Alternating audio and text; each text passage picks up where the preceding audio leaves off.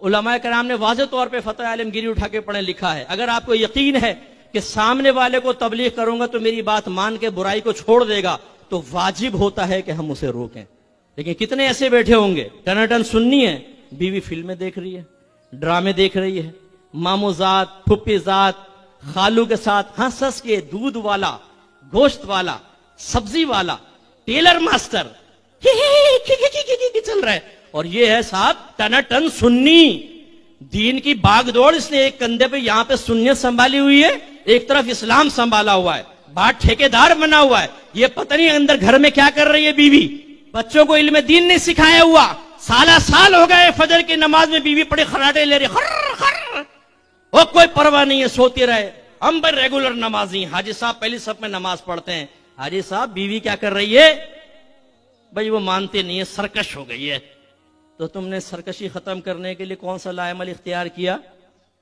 आपको ये आयत नहीं पहुंची, या अय्युहल्लज़ीना आमनू कू अनफुसकुम व अहलिकुम नारा वक़ूदुहा अन्नास वल हिजारा, ऐ ईमान वालों अपने आप को और अपने घर वालों को जहन्नम की उस आग से बचाओ जिसका ईंधन आदमी और पत्थर है। और घर वालों को जहन्नम की आग से बचाने का मतलब क्या है? उनको जरूरी इल्म दीन सिखाएं, उन्हें अकीदत सिखाएं, अहकाम शरइय्या अमलिया सिखाएं, गुनाहों की मारिफत सिखाएं, उन्हें नेकी का हुक्म करें, उन्हें बुराई से रोकें, उन्हें एक रोल मॉडल बनकर दिखाएं।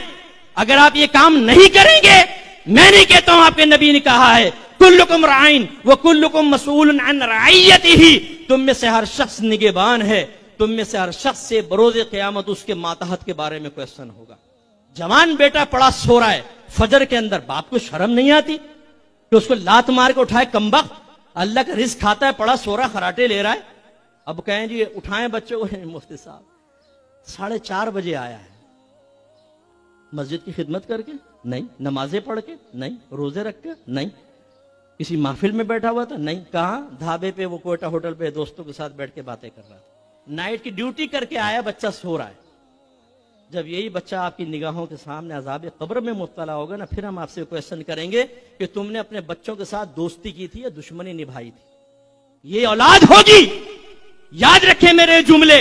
मैदान माशर में इंशाअल्लाह हाफजा काम करेगा, मैं आपको याद दिलाऊंगा, अगर आप में कोई ऐसा बैठा है तो यही औलाद होगी जो अपने बाप का गिरीबान पकड़ के उसे अल्लाह की बारगाह में लेकर जाएगी और कहेगी कि अल्लाह ताला इससे हिसाब व किताब ले, मेरे इस बाप ने कभी मुझ पर सख्ती नहीं की, ना मुझे नमाजी बनाया ना कुछ। हालांकि मेरे नबी ने फरमाया बच्चा 7 बरस का हो जाए उसको नमाज का हुक्म दो, 10 बरस का हो जाए तो मारकर नमाज पढ़ाओ।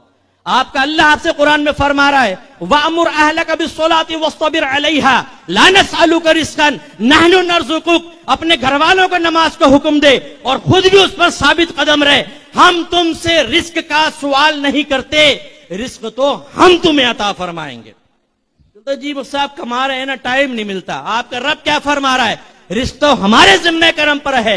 वमा मिन दाब्बतिन फिल अर्दि इल्ला अलल्लाहि रिज़्क़ुहा, जमीन पे चलने वाला कोई जानदार ऐसा नहीं जिसका रिस्क अल्लाह के जिम्मे करम पर ना हो। आपने कौन सी जिम्मेदारी लेके अपनी जिम्मेदारियों से रूगर्दानी कर रहे हैं? ये कहते हैं कि मस्जिद के फर्श पर वुजू का पानी गिराना कैसा है? देखें, पहले भी बारहा बताया कि ये जायज़ नहीं होता है, क्योंकि जब हम वुजू करते हैं तो हमारे गुनाहों की आलूदगी भी टपकती है उसके साथ, और इसके अलावा जो एक नजासत हुक्मिया कहते हैं वो भी गिर रही होती है। यानी जब आदमी बेवुज़ू होता है तो उस पर एक नजासत तारी हो जाती है जो नज़र नहीं आती। इसी वजह से तो वुज़ू का हुक्म है कि पहले उस नजासत को वुज़ू के ज़रिए दूर करो, फिर तुम नमाज के काबिल होगे। लेकिन कौन सी नजासत दूर हो रही है?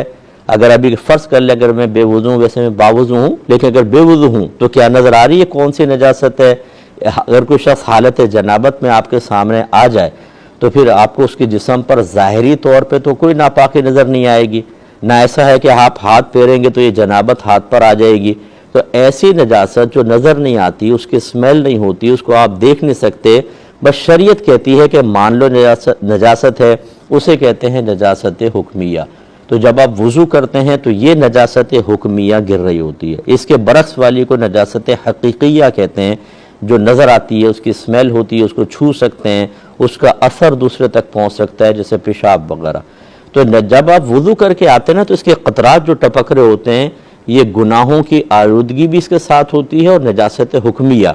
इस वजह से फुक़हा ने मना किया कि मस्जिद के फ़र्श को इस नजासत से भी आलूदा ना किया जाए। बाज़ तो मकरूह तहरीमी लिखा है, गुनाह लिखा है इसको, तो बेहतर है कि मस्जिद के फ़र्श पर ही ना टपकाएं। जब आप वुज़ू करते हैं एक रुमाल पास रखें, जिसे चेहरा धो लिया, नलका बंद करें, हल्का सा उसको इस तरह साफ़ कर लें कि क़तरात ना टपके। फिर दोनों हाथ धोएं और उसके बाद उनको भी इतना रुमाल से हल्का हल्का कर लें कि क़तरात टपकना मौकूफ़ हो जाएं, फिर पैर धो के आएँ। और अगर आपके रुमाल वगैरह नहीं है तो बहरहाल फिर वुज़ू खाने पे इस तरह चेहरा अच्छी तरीके से जो कसीर पानी है उसको वहीं टपका दें, इस तरह ये हाथ फेर कर हाथ का पानी, ताकि वहाँ क़तरात ना टपके। हाँ, ये याद रखें कि डायरेक्ट मस्जिद के फ़र्श पर गिराना मना होता है।